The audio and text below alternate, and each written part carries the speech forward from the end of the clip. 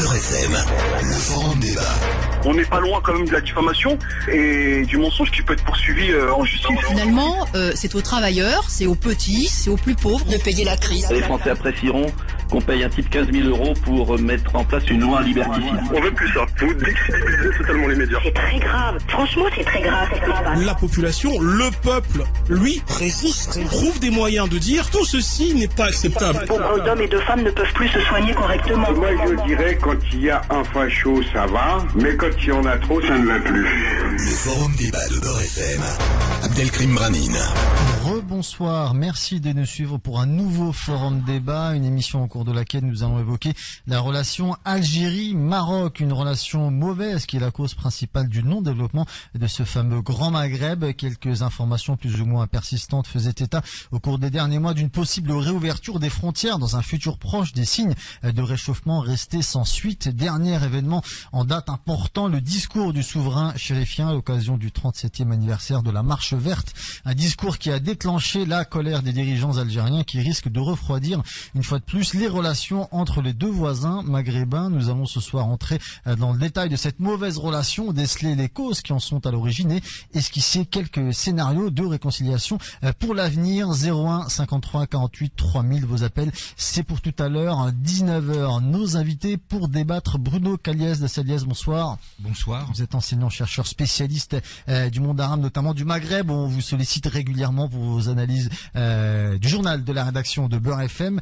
Face à vous, Majid Laribi, bonsoir. Bonsoir. Vous êtes journaliste indépendant, animateur du site internet de la Fondation Frantz Fanon et du site internet du CISA. Le CISA, c'est le syndicat, le collectif international de soutien aux syndicalistes autonomes algériens. Voilà, c'est dit dans quelques minutes. Au téléphone, on écoutera Saïd Selmi, c'est un journaliste marocain qui est également chercheur en sciences politiques. Merci à vous d'avoir accepté notre invitation à débattre. Alors avant d'entrer dans le détail de cette nouvelle crise, on va l'appeler comme ça, qui s'annonce entre le Maroc et l'Algérie, petit rappel historique concernant la question du Sahara occidental. Bruno Caliès de Céleste, vous n'êtes pas historien, mais je vais vous demander de nous faire un petit topo de la situation et de ce conflit marqué notamment par ce qu'on appelle la marche verte. Bruno Caliès de Céleste. Écoutez, faut se rappeler que c'était un territoire qui a été occupé donc par les Espagnols et il se trouve qu'effectivement dans le processus de décolonisation, eh bien ce qui s'est passé, c'est qu'alors que le Maroc,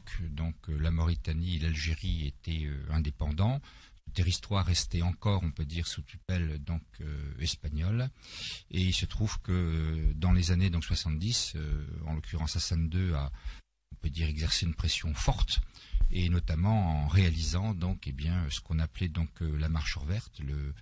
C'était en novembre donc 75, si mon souvenir était bon, et c'était une belle opération politique puisque c'est quelques 350 000 personnes qui sont acheminées donc pour réclamer le retour du Sahara donc à la couronne. Alors il se trouve que à ce moment-là, Franco donc est agonisant et l'Espagne accepte de transférer sa souveraineté donc à deux États, en l'occurrence au Maroc donc et à la Mauritanie sur ces territoires. Et dans la durée, ce qui va se produire, c'est que parmi les populations, donc il va y avoir un mouvement donc qui revendique, la création d'un État. Donc, alors que est soutenu donc par l'Algérie, alors que de l'autre côté, on va voir donc le Maroc qui souhaite le retour des provinces du Sud, pour reprendre l'expression donc qui est nommée, évidemment donc dans le giron donc, du Maroc. Alors, c'est des opérations militaires pendant pas mal d'années qui vont durer, où très rapidement la Mauritanie va se retirer parce que ça provoque, on peut dire, l'invasion du pays et puis l'effondrement du régime. Du côté donc du Maroc, les difficultés sont certaines et au bout d'un moment, le monarque est contraint d'édifier toute une série de murs qui permet donc de protéger ce qu'on pourrait appeler, disons, le Sahara utile. Donc, quand je dis Sahara utile, sachant que c'est autrement dit à peu près 80% du territoire. Donc, c'est là que se trouvent les gisements de phosphate. C'est les seconds gisements de phosphate plus importants du monde. C'est très important. C'est également une région donc qui est très poissonneuse. Donc grâce effectivement au phénomène d'upwelling où se mélangent les eaux chaudes et froides qui viennent du Canari donc et des côtes. Et donc, enfin, il y a un enjeu politique effectivement considérable pour le Maroc, puisque depuis plusieurs décennies, on peut dire que la monarchie s'est engagée derrière donc, ce dossier, et toutes les forces politiques du pays, donc évidemment, y ont contribué. Et de leur côté, évidemment, donc l'Algérie soutient donc ce mouvement de revendication, donc qui aboutit à la création d'une république arabe sahraoui démocratique, donc qui a été tantôt reconnue par les uns, tantôt pas reconnue. Donc depuis effectivement, normalement, les belligérants avaient accepté de transférer, on peut dire, le dossier sur l'aspect ou sur un aspect diplomatique. En l'occurrence, c'est accepter que l'ONU propose donc une solution. Alors, il y a que la première chose qui a été obtenue, on peut dire jusqu'à présent, c'est la cessation des hostilités en tant que telle, c'est le feu, qui a plutôt marché. Et sinon, donc, on doit élaborer donc des listes électorales, sachant que puisqu'il s'agit d'organiser une consultation pour que, évidemment, les populations concernées décident si elles seront marocaines ou si elles seront indépendantes. Chacun des protagonistes ayant compris, évidemment, que les listes étaient décisives pour le résultat des choses, donc il y a toujours eu des revendications sur la constitution de ces listes et donc qui n'ont jamais abouti, si on peut dire. Alors, c'est pour ça que ça traîne depuis. Ça traîne depuis effectivement donc de nombreuses années. Donc la solution de rechange depuis quelques années, donc mais qui ne fonctionne pas, c'est d'accorder une très large autonomie donc à cette région-là. C'est ce que dit donc effectivement le Maroc. Mais qui dit autonomie dit pas indépendance. Que ça reste un territoire marocain. Ça reste un territoire marocain. Et qui dit autonomie dit pas indépendance. Donc, il est évident que pour le Sahraoui, donc effectivement, et pour l'Algérie, c'est donc pas acceptable.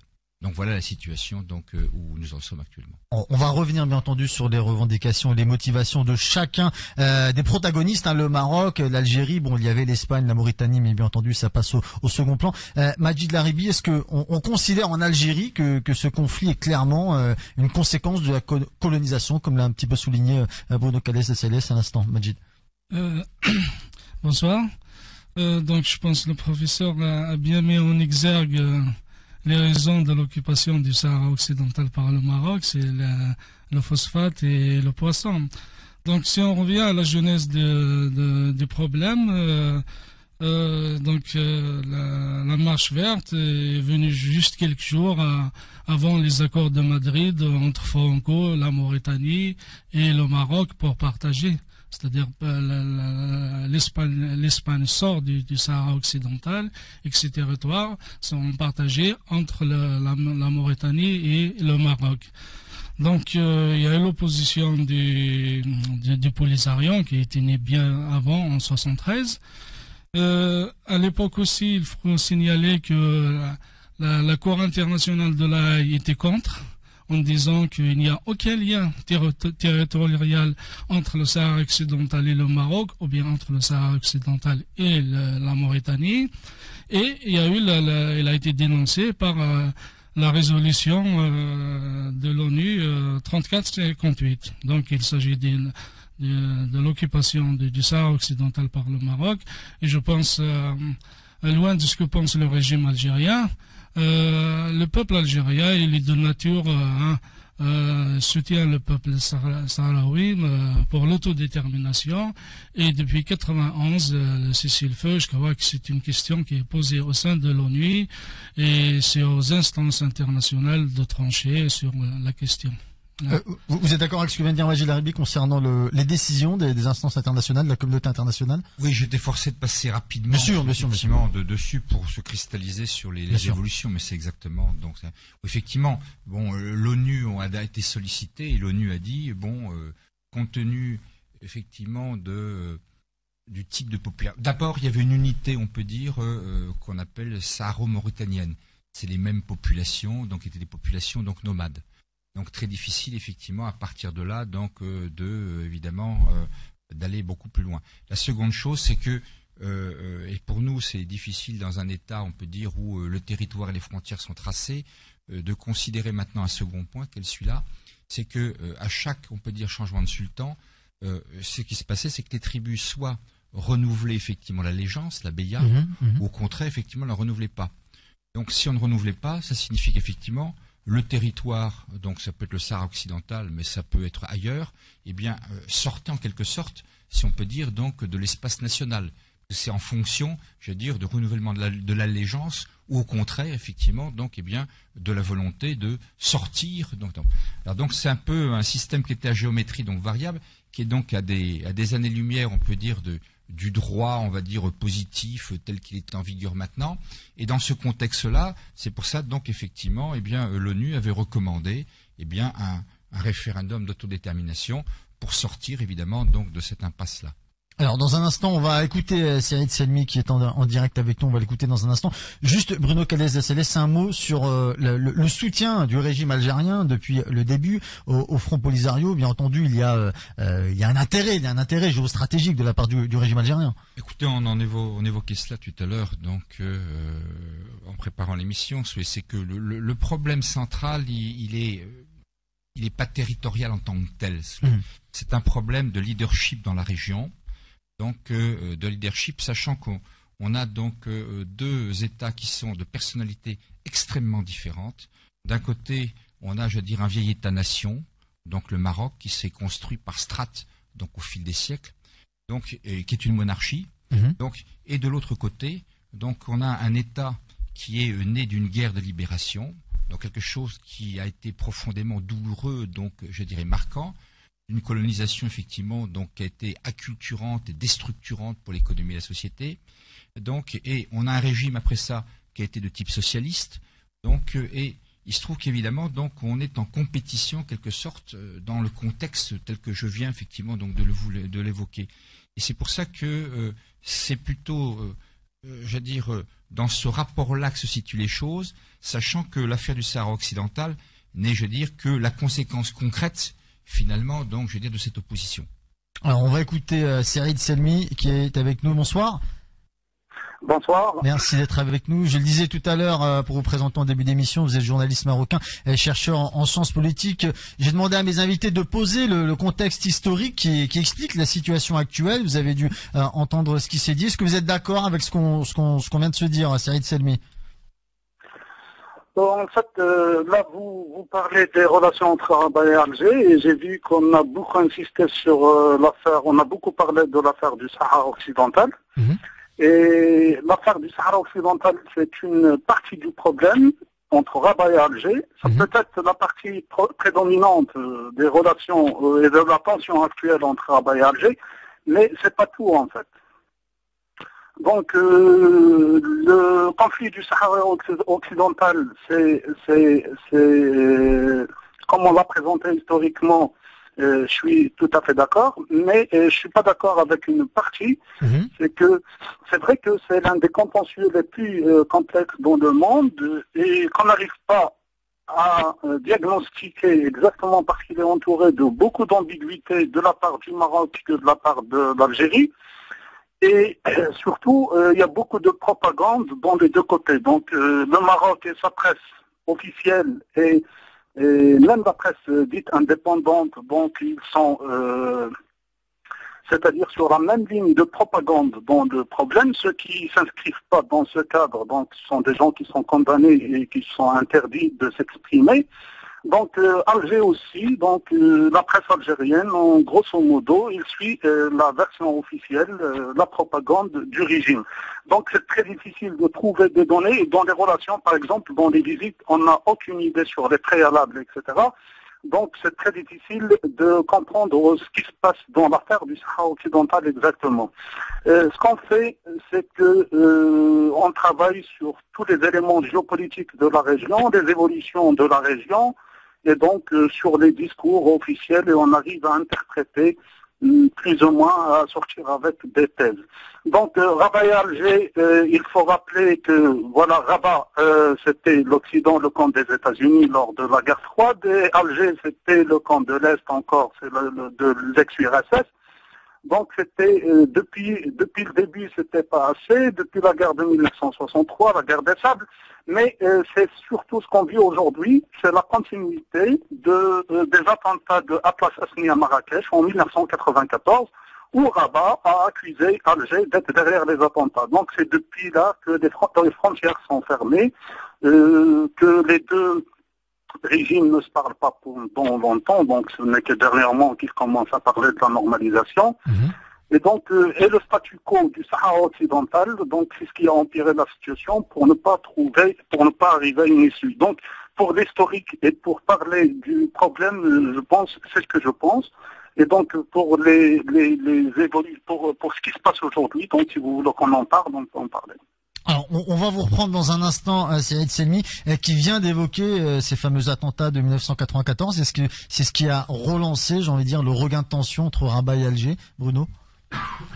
C'est-à-dire que vu le contexte de fond, donc était en l'occurrence un problème de frontières et un problème de territoire, puisque donc il a évoqué la guerre des sables et le problème de délimitation donc des frontières, plus effectivement donc alors que ça a donné lieu à la guerre des sables d'ailleurs, plus effectivement la seconde chose donc le problème donc du Sahara occidental proprement parlé. Donc il est bien évident qu'il y a cette affaire de fond et quand à partir donc du début des années 90 évidemment donc il y a la guerre civile donc en Algérie donc et des attentats qui ont lieu donc à Marrakech. Donc, la police donc de Driss Basri évidemment voit derrière cela donc j'allais dire la main de l'Algérie, donc et d'où la fermeture des frontières. Mais je veux dire que ça vient s'ajouter à un contentieux donc de fond. Évidemment, c'est d'une autre nature là. Mais je veux dire, ça vient sédimenter toute une série de problèmes qu'on vient d'évoquer, quoi. Me semble-t-il. Enfin, je sais pas quelle est. Alors, concernant l'importance de ces attentats, est-ce que c'est la goutte d'eau qui a fait déborder le vase ou pas, selon vous, Majid Larabi? À l'exception de la période de Mohamed V, qui était ami de la révolution algérienne, qui a aidé la révolution algérienne, je pense que les relations entre le Maroc et l'Algérie, avec le roi Hassan II, avec la guerre des sables qui a essayé de prendre une partie de l'Algérie. Donc le conflit commence à ce moment-là. Mais pour les frontières, il faut dire que c'est le Maroc qui avait décidé de fermer ses frontières, d'exiger des visas pour les Algériens. Ce n'était pas l'Algérie. Donc il y a eu d'abord le gouvernement marocain qui a décidé de fermer les frontières. Donc ce n'était pas les Algériens. Et aujourd'hui, pour des raisons économiques, le Maroc demande de les réouvrir de nouveau. Donc, mais si on revient à ce qui s'est passé la dernière semaine, moi je crois que le problème, c'est-à-dire les relations entre le Maroc et l'Algérie sont tendues depuis plusieurs décennies.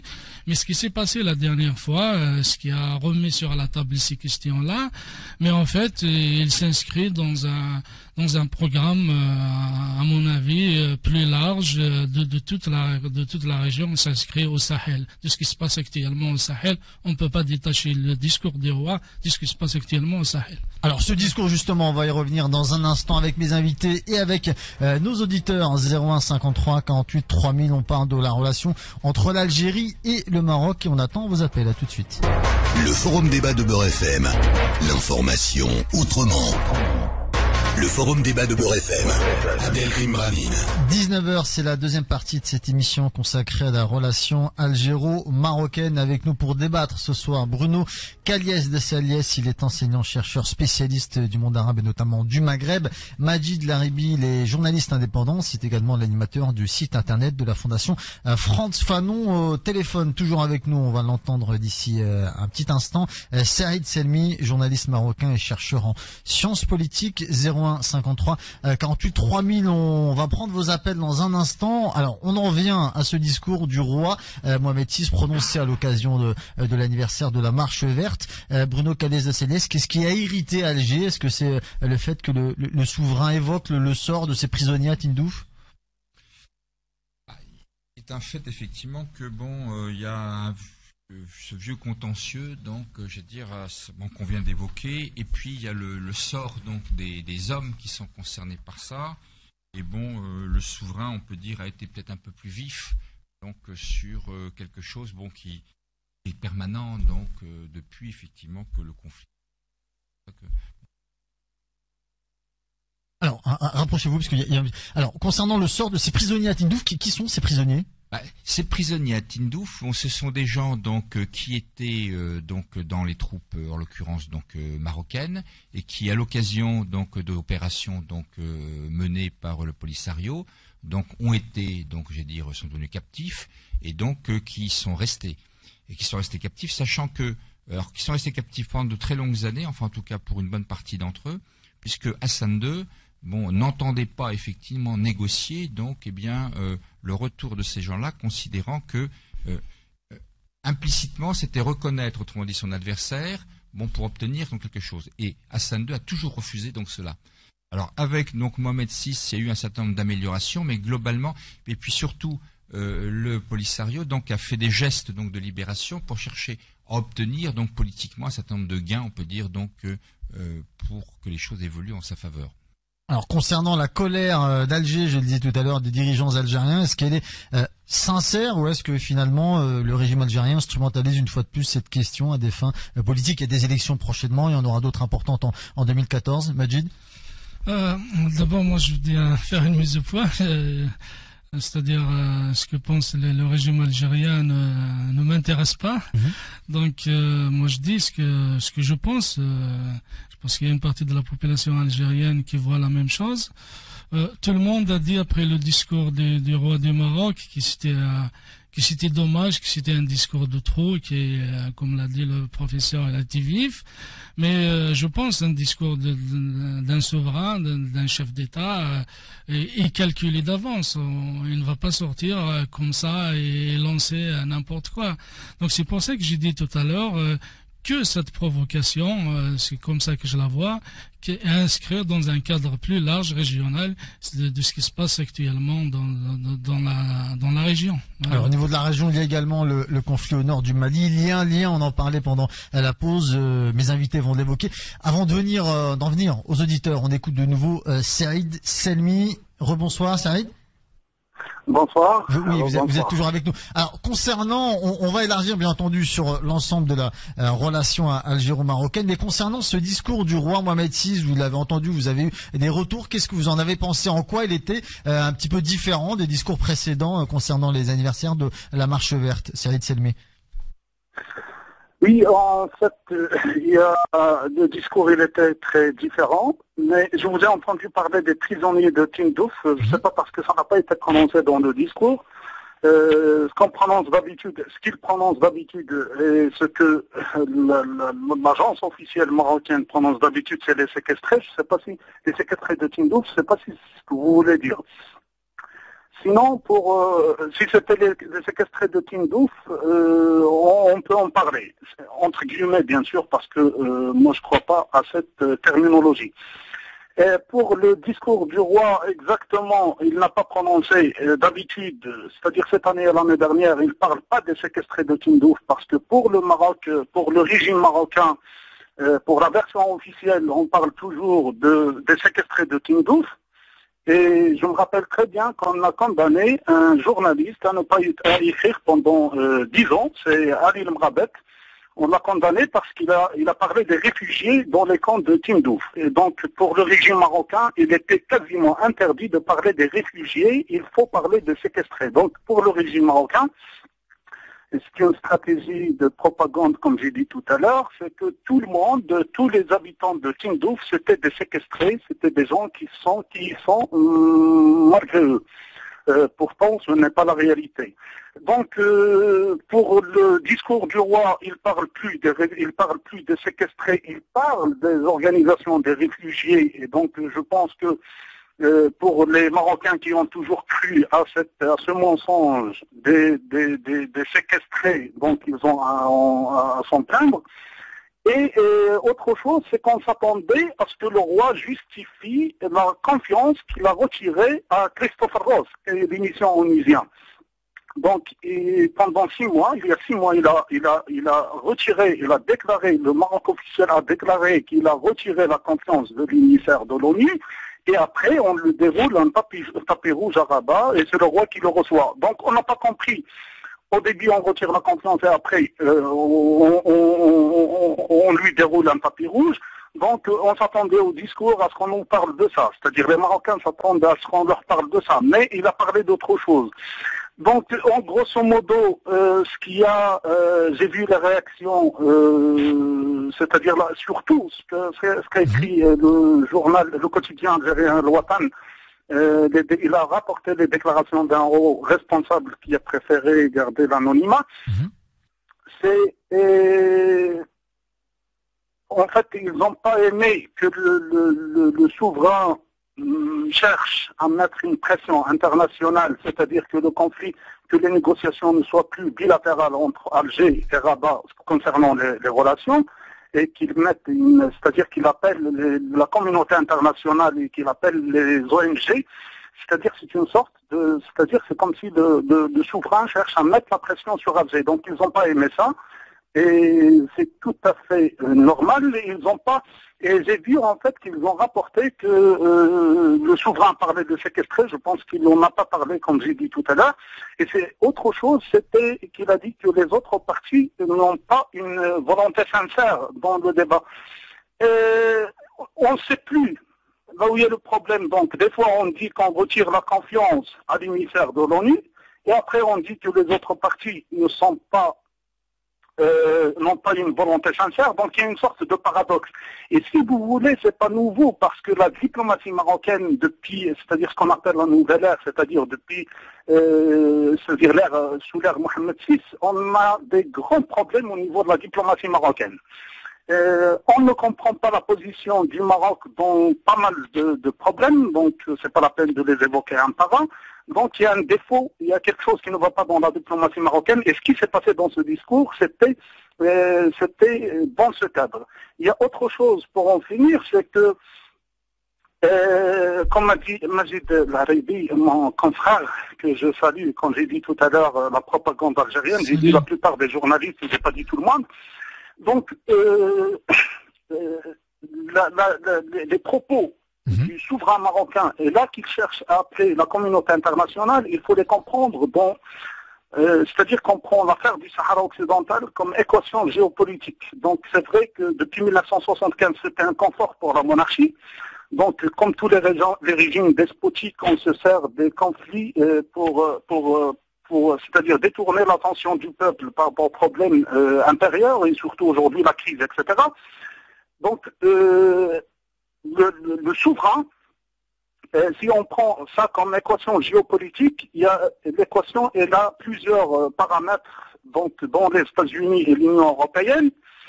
Le Maroc, selon une étude de German Fund des États-Unis et l'organisation, c'est une ONG qui a mené une étude en février dernier, il a sorti que le Maroc peut jouer le rôle d'une plaque tournante géopolitique dans la région, c'est-à-dire l'Afrique, c'est-à-dire vers le sud, le Maghreb, l'Europe et les États-Unis. Donc cette plaque tournante, il peut la jouer exactement, mais pour la jouer, il faut une stabilité politique d'un côté, et d'un autre côté, c'est-à-dire le monde, l'Occident, ce qu'il a fait dans le discours, c'est comme s'il appelle l'Occident lui dire, vous avez besoin de moi, surtout en ce qui est sécurité. Donc vous avez besoin de l'Union maghrébine pour calmer la vague de changement qui a atteint la région ouest, la région de l'Afrique de l'Ouest et l'Afrique du Nord.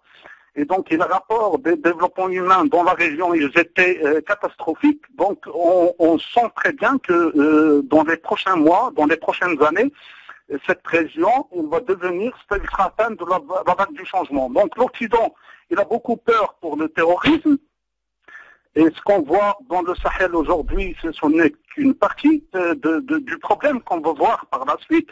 Donc l'Union européenne, elle doit avoir peur aussi de l'immigration clandestine. Donc on a besoin de construire un mur sécuritaire dans le Maghreb, du Maroc jusqu'à Tripoli. Alors justement, ce contexte régional, vous restez avec nous, Saïd Semi, on va y revenir dans un instant. On va écouter, si nos auditeurs qui patientent, on va écouter Samir qui nous appelle de Saint-Étienne. Samir, bonsoir. Allô, bonsoir Samir. Allô, bon, Samir n'est pas avec nous, on va écouter Ahmed. Ahmed, bonsoir. Allô. Oui, bonsoir Ahmed, on vous écoute. Bonsoir Monsieur Brani, bonsoir à tous vos invités. Écoutez, très préoccupé par le sujet que vous évoquez ce soir. D'ailleurs, j'ai même pris du retard à une réunion. Écoutez, moi ce soir, je vous le dis en toute sincérité, j'espère que ce sera... Franchement, je suis content qu'il y ait ce débat, hein, mais je vous le dis en toute sincérité, de la part d'auditrices et auditeurs, j'espère qu'on restera sur le plan de la raison, que les passions l'emporteront pas. Moi, je fais juste une analyse. Hein. En première partie, vous savez, vous avez utilisé une belle expression, vous avez parlé d'intérêt géostratégique. Je vais allumer, moi, les deux camps. Les deux camps, je vais les allumer parce que je suis fils d'Algérien, je suis de la frontière marocaine, et ce soir, comme toujours, et jusque ma mort, je me sentirai maghrébin.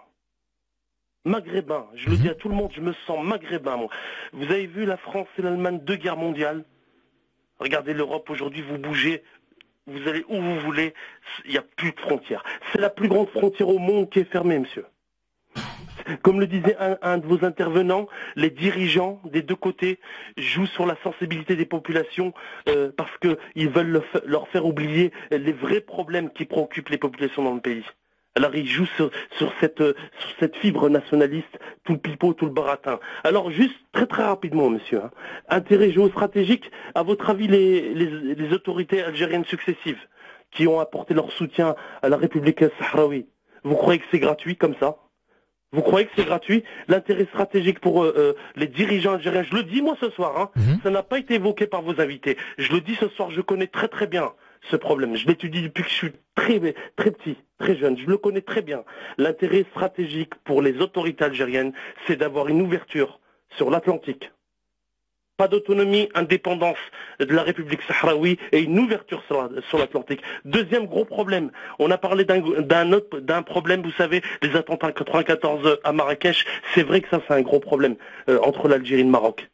C'est les autorités marocaines qui ont déclenché, qui ont fermé les frontières. Je peux comprendre aussi l'intervention et puis la réaction des autorités algériennes. Deuxième gros problème qui oppose l'Algérie et le Maroc, on va revenir à ce que votre dernier auditeur a soulevé il y a quelques instants. Vous savez ce qui se passe actuellement au Sahel? Vous savez, moi je vais vous dire en toute sincérité, monsieur, je le dis, j'ai pas le temps. Si un jour j'ai l'occasion de te inviter chez vous, j'ai les arguments. J'ai tout pour vous prouver les propos que je tiens. Hein. Les autorités algériennes, des services de renseignement algériens et d'autres services de renseignement algériens ont la preuve que via le Qatar et les monarchies du Golfe, le Maroc apporte un soutien militaire et financier aux terroristes au Nord Mali et dans d'autres régions. Bonsoir et à bientôt. Merci Ahmed. Dans un instant, on va écouter Inès de Paris. On va revenir sur l'intervention d'Ahmed de Paris qui nous parlait d'intérêt géostratégique algérien qui souhaite via le Sahara occidental une ouverture sur l'océan Atlantique. Je ne sais pas ce que vous en pensez, Bruno Calles-Sadiès. Écoutez, après ce que l'on sait, lors des négociations, des rencontres qu'il y a pu avoir entre Algériens et Marocains, les Marocains auraient fait ce type de proposition aux Algériens, pensant effectivement donc qu'ils cherchaient une ouverture en direction de l'Atlantique pour évacuer pétrole, donc autre chose. Donc ça faisait partie des compromis d'un scénario. Compromis qui, paraît-il, avait été envisagé. Mais n'étant pas dans les mots rabarat, je n'ai pas une réponse ferme et définitive, quoi. Alors concernant ce que vient de nous dire Ahmed, au-delà des intérêts stratégiques de chaque pays, moi je pense qu'il faut regarder le peuple sahraoui. C'est pas pour rien que j'ai cité la Cour internationale de justice en 75 qui avait dit qu'il n'y a pas de lien territorial entre le Maroc et le Sahara occidental. Donc il y a une population sahraoui, il faut penser à cette population, il faut la laisser décider de ce qu'elle veut. Est-ce qu'il veut vivre librement et créer son État, ou bien il veut suivre le Maroc? Il faut lui donner la parole. Il y a l'ONU, il y a les instances internationales. Il faut agir dans ce cadre, dans un cadre légal, et surtout donner la parole aux Sahraouis pour dire ce qu'ils veulent. Alors Ahmed a fait le lien entre notre question de ce soir, même si on va élargir, je l'ai dit tout à l'heure, sur l'ensemble de la relation algéro-marocaine. Concernant le lien avec ce qui se passe au niveau du Nord Mali, quel est le lien entre ces deux questions, ces deux conflits, Bruno Calles-Sadiès? Il est évident il paraît probable, il est évident que effectivement, pour les groupes qu'on a évoqués, le Moujao en Sardine et AQMI, bon, pour eux, c'est intéressant, d'avoir une zone qui soit, la plus large possible, la plus importante possible, qui soit déstabilisée, parce qu'évidemment, donc, ça leur offre à ce moment-là, pour une sécurité donc qu'ils n'auraient pas donc sans cela, quoi. Donc dans ce sens-là, oui, effectivement. On va écouter Inès de Paris juste avant la pause. Inès, bonsoir. Bonsoir. Voilà, je voulais quand même intervenir. Je suis pas tout à fait d'accord avec Ahmed qui dit que l'Algérie elle a un but pour avoir un couloir via l'Atlantique. Donc, hormis les stratégies des deux pays, il y a une réalité. Cette réalité est que le peuple sahraoui est un peuple opprimé, c'est une terre colonisée par le Maroc. Il faut appeler chat, chat. Donc, et pour cela, nous les Algériens qui sont au courant de ce problème, bien qu'on aime le peuple marocain, c'est nos frères, d'accord, mais il y a une chose, c'est un principe, il faut l'autodétermination de ce peuple qui veut vivre indépendant. Donc le Maroc, il a utilisé tous les moyens possibles pour garder ce peuple opprimé. Ça, il faudrait que les Marocains le sachent. Cela ne m'empêche pas de dire que l'Algérie, c'est vrai que c'est le Maroc qui a commencé à fermer les frontières. Donc après, ils se sont rendus compte qu'ils ont fait une grave faute. Mais moi, je suis pour la fermeture totale des frontières. Pourquoi ? Je ne suis pas contre le peuple marocain. Au contraire, selon les stratégies du Maroc, il y a une contrebande malgré la fermeture de nos frontières. Il y a une contrebande de drogue et d'autres. Il y a beaucoup de choses qui sortent d'Algérie et je salue les douaniers algériens qui font tout pour arrêter ça. Donc, l'Algérie et le Maroc, c'est des pays frères, mais il n'empêche qu'ils sont en train de se chercher l'époux depuis plusieurs années. Donc, nous, le peuple marocain et algérien, on est frères et on aimerait bien qu'un jour, Inch'Allah, il y aura le grand Maghreb. Mais le grand Maghreb, il ne se fera pas sans le peuple sahraoui. Et je salue toutes les associations algériennes, espagnoles et d'autres qui font une grande aide pour ce peuple. Donc, s'il vous plaît, en parlant de stratégie, chaque pays a sa stratégie et l'avenir nous vous dira après. Nous, l'Algérie, pendant 10 ans, on a combattu le terrorisme, on était tout seuls. Il n'y a personne qui est venu nous aider, ni la Tunisie, ni le Maroc, ni un autre pays.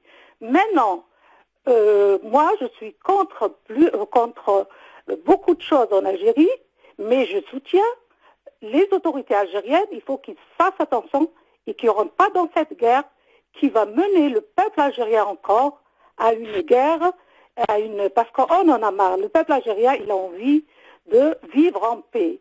Donc, les terrorismes et tout ce qui s'ensuit, ça, on ne veut pas rentrer dans les détails. On va reparler du nord Mali dans un instant. Merci Inès pour votre rappel. On va faire une petite pause. J'aimerais bien avoir également des auditeurs marocains, puisque pour l'instant on entend beaucoup d'avis d'Algériens. Ils peuvent nous appeler, bien entendu, 01 53 48 3000 pour nous parler de la relation algéro-marocaine. Dans un instant, on écoutera les autres auditeurs, entre autres Abdelkader du Plessis-Robinson. À tout de suite.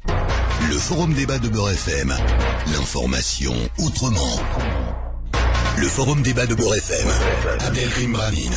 Troisième partie de cette émission consacrée à la relation algéro-marocaine. Ils sont avec nous ce soir pour débattre sur le plateau. Bruno Caliès de Saliès, il est enseignant-chercheur spécialiste du Maghreb. Majid Laribi, il est journaliste indépendant. Un autre journaliste qu'on va entendre de nouveau qui est en direct avec nous au téléphone, Saïd Selmi, journaliste marocain, également chercheur en sciences politiques. 01 53 48 3000, comme promis, on revient aux auditeurs. Sofiane nous appelle de Bobigny, c'est en Seine-Saint-Denis. Sofiane, bonsoir. Oui, bonsoir à vous. Allô ? Oui, on vous écoute. Bienvenue, Sofiane, on vous écoute. Oui, donc, écoutez, je souhaitais réagir d'abord à l'appel. Effectivement, je suis un auditeur marocain, même si effectivement ma mère est algérienne et mon père est marocain.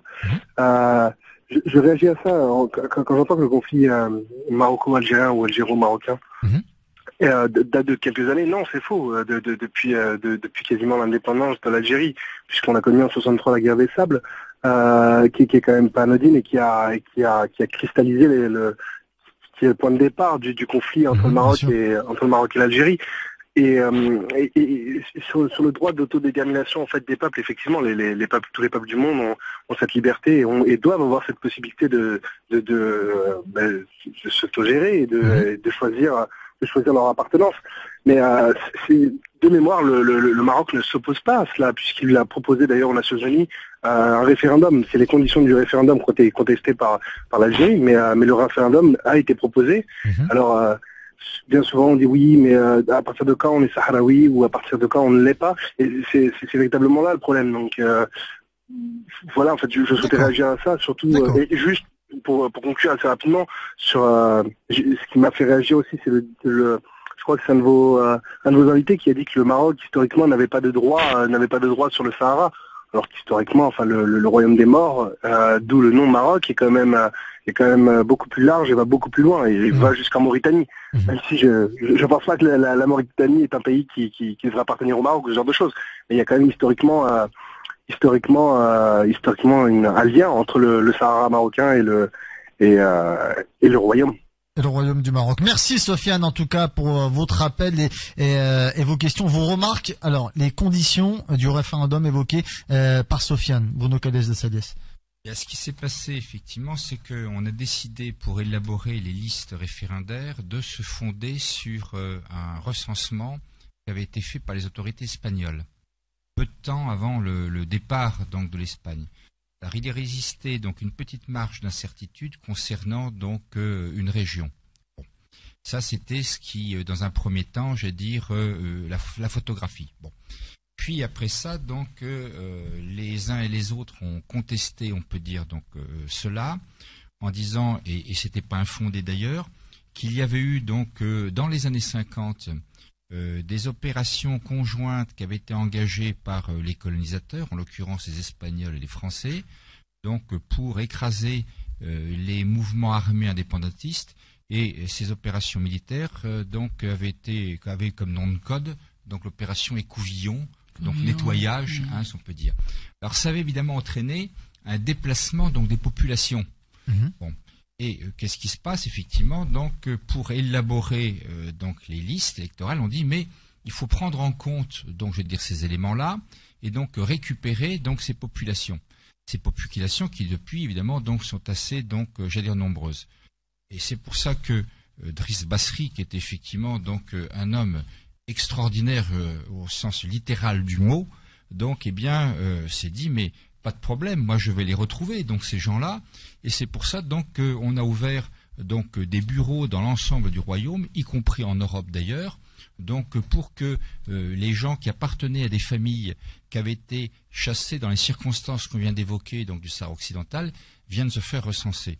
Alors on s'est aperçu que là-dessus, il y en avait qui tout à fait réellement étaient originaires donc évidemment du Sahara occidental, et puis sinon on s'aperçoit que les bureaucrates de Driss Basri ont ajouté, donc semble-t-il, un nombre non négligeable de gens qui sont venus un petit peu, je vais dire, donc sahraouis, je dis bien, donc par la volonté du ministre de l'Intérieur, où les gens étaient informés et briefés pour pouvoir évidemment donc donner des informations comme si donc ils avaient reçu ça de leurs parents. Donc c'est pour ça donc qu'on est tombé dans une espèce de surenchère, vous voyez, donc de gens qu'il fallait intégrer dans les listes électorales. Pour certains, c'était tout à fait réel. Pour d'autres, manifestement, c'est excessif. C'est pour ça qu'on a parlé donc de colons, évidemment, donc envoyés par Driss Basri.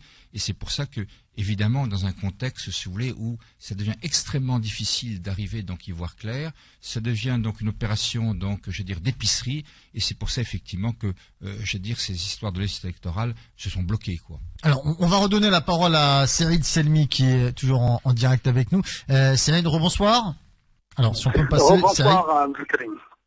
Alors, si on peut passer Serid Selmi, s'il vous plaît. Voilà, merci. Serid, rebonsoir. Rebonsoir.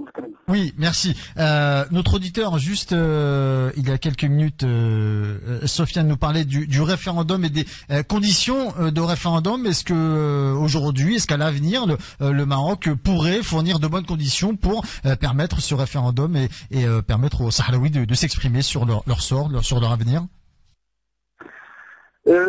Vraiment, je souscris à la thèse au propos de Bruno Cadès. En fait, il y a un statu quo, il y a un mélange de cartes qui a été fait par Driss Basri. Et donc, C'est dur de parler de référendum, mais je pense que c'est la seule issue, l'autodétermination des Sahraouis. Donc c'est la seule issue pour ce conflit. Il y a une autre issue qui est probable, mais il faudrait une vraie démocratisation du régime marocain, en fait, du système politique marocain.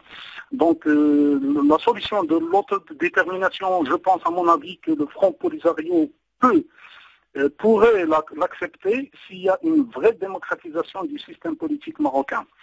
Et pour le référendum, en l'état actuel du régime marocain, je ne pense pas que ce soit possible. Et à l'occasion, on avait parlé d'une chose, il y a un auditeur avant qui a parlé de l'issue de l'Algérie vers l'Atlantique.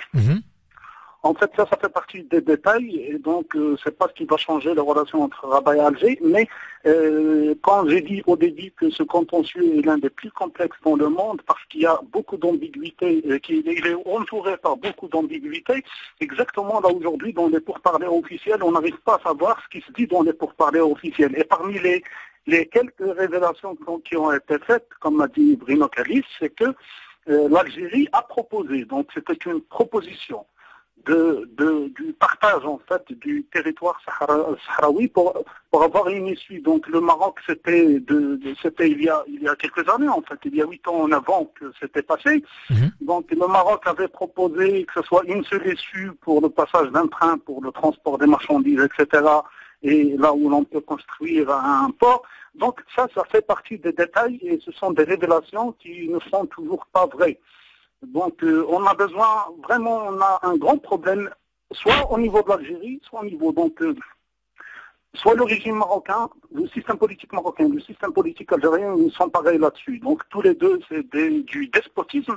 Tous les deux, on ne peut pas parler de l'accès à l'information, du droit d'accès à l'information. Donc ce qui se passe entre Rabat et le Front Polisario, dont on est pour parler, on n'en sait rien. Et donc c'est l'un des grands problèmes qu'on dénonce aujourd'hui au Maroc. C'est complètement opaque, on l'a compris. On va vous reprendre dans un instant, ça va être pour un petit mot de conclusion. On vous remercie en tout cas d'être resté en direct avec nous. Dans un instant, je vais redonner la parole à Majid Laribi. Juste avant, comme promis, Abdelkader qui nous appelle du Plessis-Robinson, qui attend depuis longtemps. On va l'écouter tout de suite. Abdelkader, bonsoir. Bonsoir, oui, je suis Abdelkader, j'habite dans les Hauts-de-Seine. Et je dévoile ma nationalité, je suis d'origine algérienne, mais de sensibilité aussi, de par ma mère marocaine. Mais nous, on a été touchés en plein fouet parce que nous, on habite la région frontalière. Et on est très touchés. On est très touchés par cette affaire où on nous bloque la frontière, où on est mélangé dans le sang et on n'arrive pas à se joindre entre familles, tout ça. Mais le problème, c'est que moi, j'étais gamin aussi, pas gamin, âgé aussi. En 75, j'étais en Algérie, spécialement au Oran. Et j'ai vu mes frères marocains aussi se faire expulser. Et ça m'a fait mal parce qu'il y a des gens qui ne connaissaient même pas le Maroc, parce que cette affaire aussi, ça a été grave de la part des régimes, en général arabes. Quand il y a un conflit, le peuple, toujours, c'est lui qui paye. Et le problème, c'est qu'à l'époque, j'ai vu mes frères marocains, même des jeunes qui ont grandi avec moi, qui n'ont jamais connu le Maroc, se faire expulser au Maroc et se retrouver dans des situations très difficiles.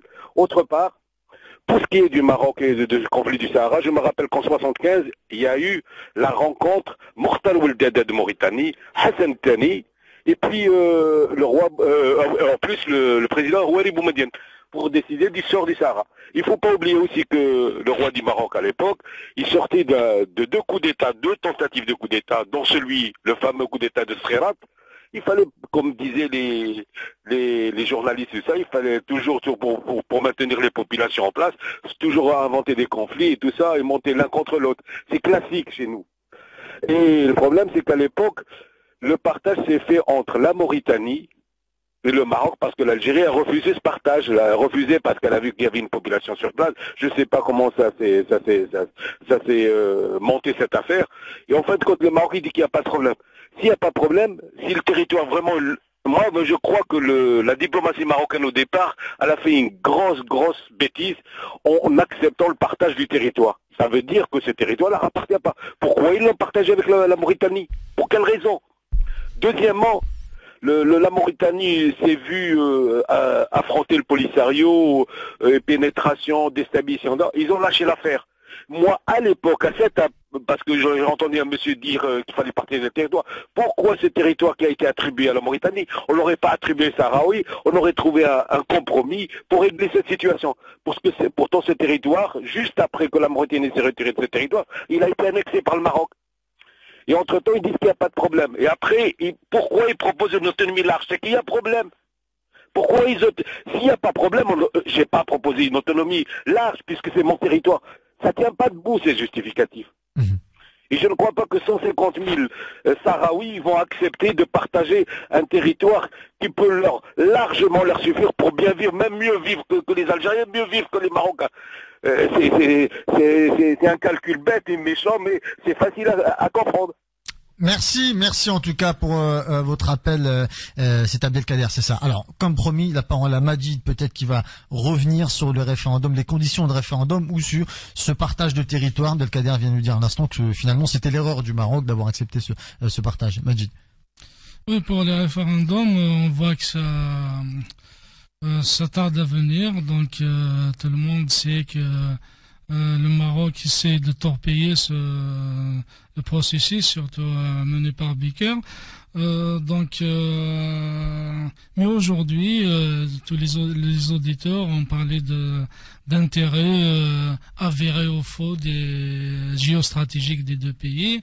Mais ce qu'il faut regarder, c'est le peuple sahraoui, son droit à l'autodétermination dans le cadre des Nations Unies. Donc,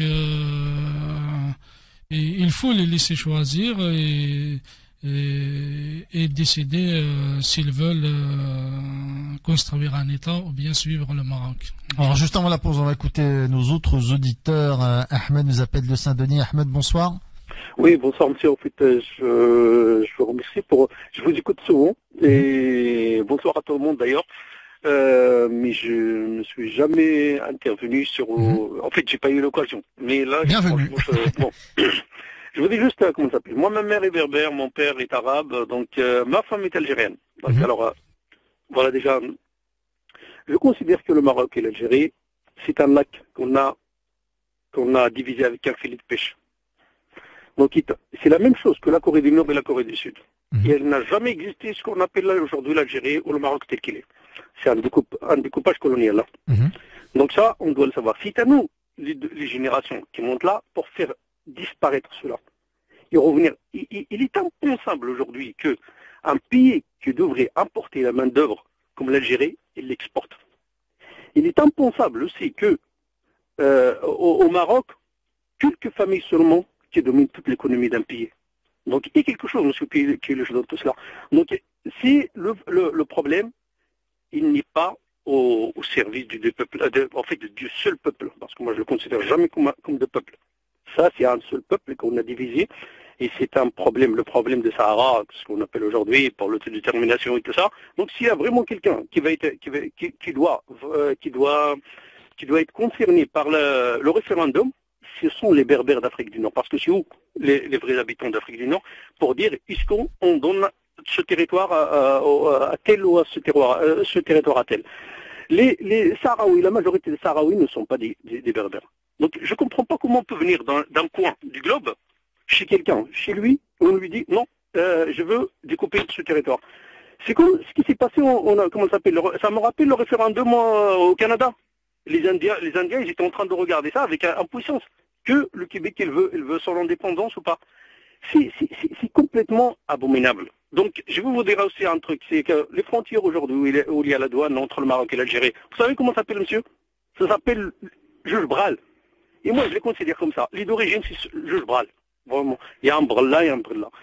Autre chose, c'est que, comment ça s'appelle, les frontières des deux seuls pays au monde qui ne sont pas reconnus par l'ONU, c'est les frontières algéro-marocaines. Parce qu'ils n'avaient jamais été, c'est un problème suspendu comme ça.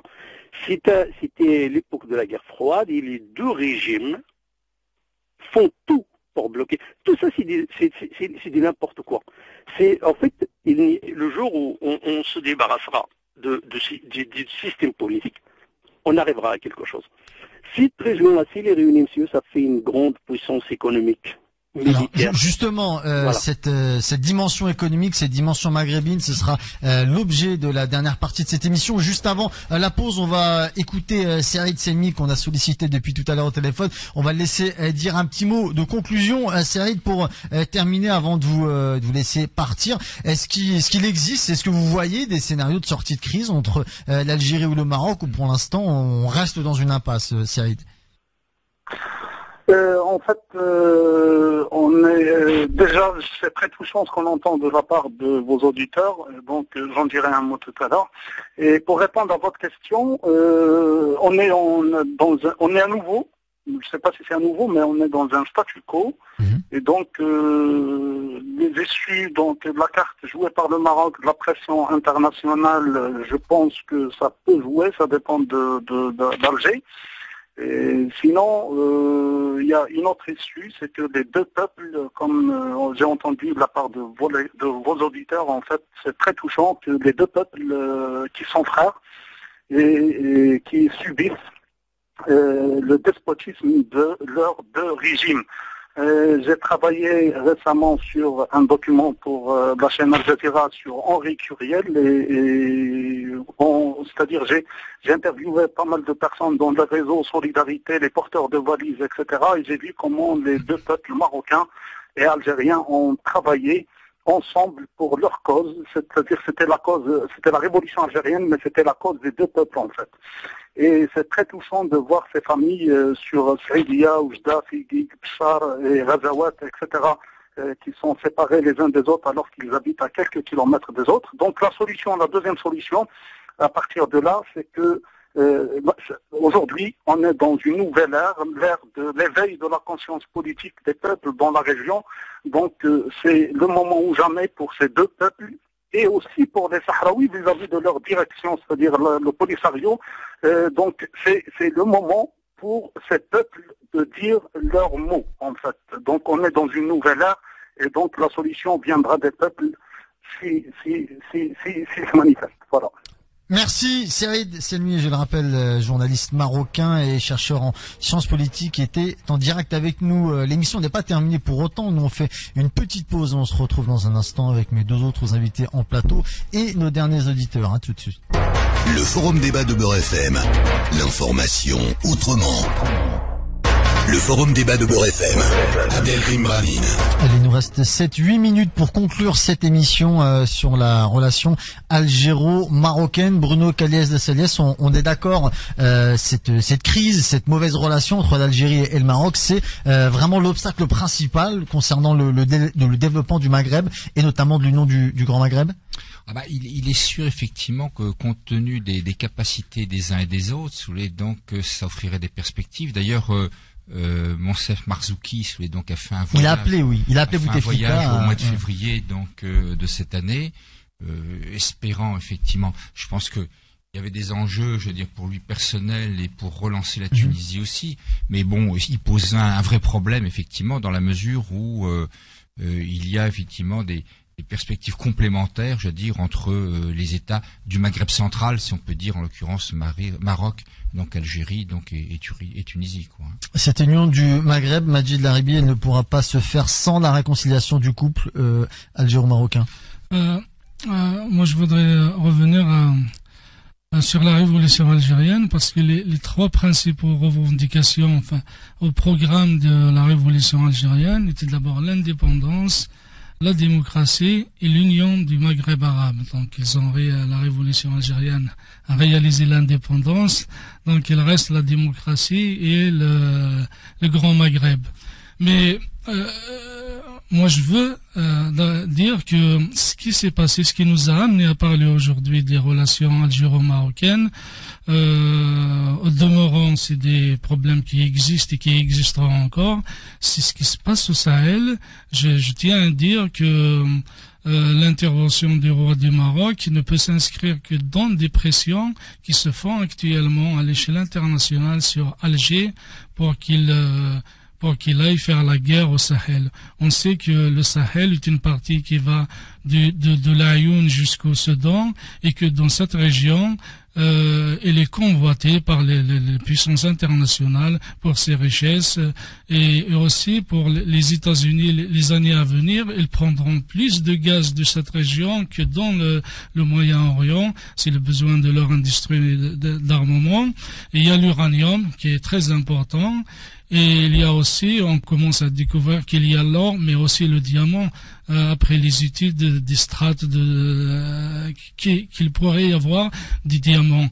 Donc, il y a la Chine qui avance, qui est là, qui a pris au Soudan beaucoup de pétrole au détriment des Américains. Il avance, donc il y a une guerre géostratégique qui est menée pour occuper la région. Et actuellement, les seuls perdants, ce sont les pauvres Touaregs qui sont depuis des décennies massacrés et aujourd'hui, on veut encore leur faire la guerre. Mais je veux dire aussi, ce qui se passe au Sahel, ça concerne le Mali, ça concerne le Niger, la Mauritanie, l'Algérie, et on nous envoie 3000 hommes de l'Afrique de l'Ouest. Qu'est-ce qu'ils vont faire les 3000 hommes? Devant l'étendue du Sahara.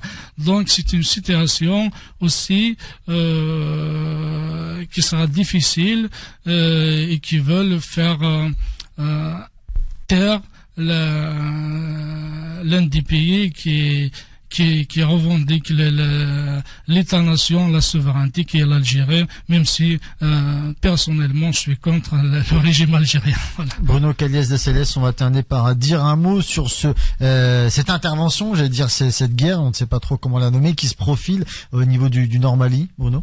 Je pense que finalement que personne ne souhaite la mener pour des raisons très simples, c'est que c'est un territoire considérable, 800 000 km². On peut y engager à peu près 3300 hommes. Ce qui signifie que c'est dérisoire comme effectif. On peut effectivement arriver à libérer les villes donc importantes, en l'occurrence donc Goa, Tombouctou, Kidal. Mais après ça, j'allais dire une fois que ce sera fait, eh bien les éléments donc du Moujao et donc qui ont été dispersés vont adopter, on peut dire, des stratégies de guérilla et de harcèlement. Et donc quand les gens vont se déplacer sur les axes routiers, évidemment pour rejoindre la capitale ou donc des agglomérations importantes, eh bien là il y aura une insécurité permanente. Et donc c'est pour ça que c'est une affaire qui risque de durer de très longues années. Donc aujourd'hui, comment ça devrait se passer, puisqu'apparemment cette intervention va avoir lieu, ce sont les soldats de la CEDEAO qui interviendraient sous commandement de qui, on ne sait pas? Écoutez, pour le moment, donc ce qu'on sait effectivement, c'est qu'il y a des contingents qui sont fournis donc par les uns et par les autres. Alors il y a l'armée malienne effectivement, donc je vais dire qui doit y participer. La logique voudrait quand même effectivement que le commandement lui soit attribué, puisque c'est sur son sol tout de même. Donc, mais la difficulté de l'opération, c'est que il faut arriver à faire fonctionner un ensemble quand même qui est assez hétérogène. Par ailleurs, l'armée malienne, donc on peut dire, est pas actuellement très opérationnelle, compte tenu des divisions qui existent, donc du manque d'argent également. Donc tout ça fait manque d'équipement également. Tout cela fait donc que c'est une opération, autrement dit, difficile à nommer. Les experts pensent a priori que, à moins que des événements viennent, je veux dire, modifier les choses, mais que ce sera pas avant le mois de février ou le mois de mars. Et cette intervention sera l'objet principal de la visite de François Hollande à Alger, apparemment. Oh, il est certain que Madame Hillary Clinton est intervenue. Donc, alors, ce qu'il y a, et c'est très intéressant, vous voyez, c'est que pour le moment, la position française, donc, c'est effectivement organiser, participer, donc, à cette intervention. Or, de ce côté-là, donc, Madame Hillary Clinton était convaincue par les propos de Bouteflika, donc, on peut dire, et de ses collaborateurs, qui, j'allais dire, on lui a montré ce qu'on évoquait tout à l'heure, l'immensité de la région, la faiblesse des effectifs et le risque d'enlisement donc dans la durée. Ça l'a un petit peu calmé, on dirait. Majid, un dernier mot très rapidement. Ajouter que on se demande d'ailleurs comment d'un coup le Moujao est intervenu. Il existe une organisation qui n'existait pas avant. Il y avait les Touaregs, les différents mouvements, mais le Moujao est né comme ça. Et le Niger, actuellement, vient... Ce sera le mot de la fin, excusez-moi, je vous coupe. Très bonne soirée sur Beurre FM et à demain. Salut. Le forum débat de Beurre FM. L'information autrement.